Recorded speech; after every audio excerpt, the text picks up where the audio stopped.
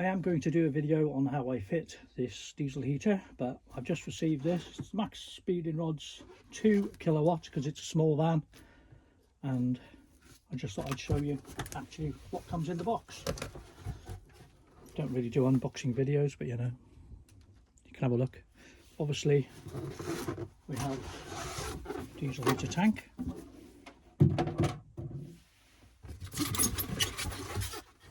that's the diesel heater unit itself. So we'll take those out of the way, and as you can see it does say 2 kilowatt. Go on a 5 kilowatt one in the van this size, you melt. Then you get another box of bits.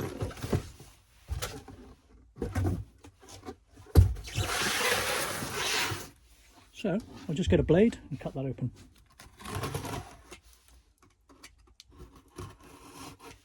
Never cut towards yourself, kids.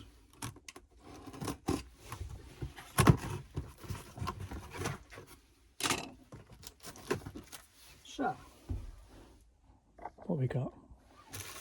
We have an instruction manual. Gloves, silencer box, whatever you call it, exhaust box, fancy fuel filter, air filter, some rubbish green pipe that will go straight in the bin because we'll use some white stuff instead, which I'll add a link to separately. Wiring harness, that's the word. I think, yeah, one fuel pump, assorted clips and things,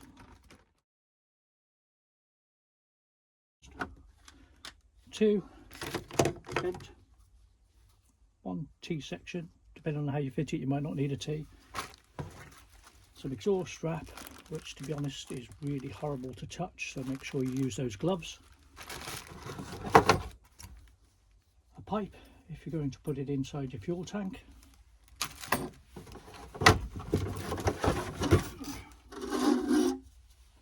one heater pipe,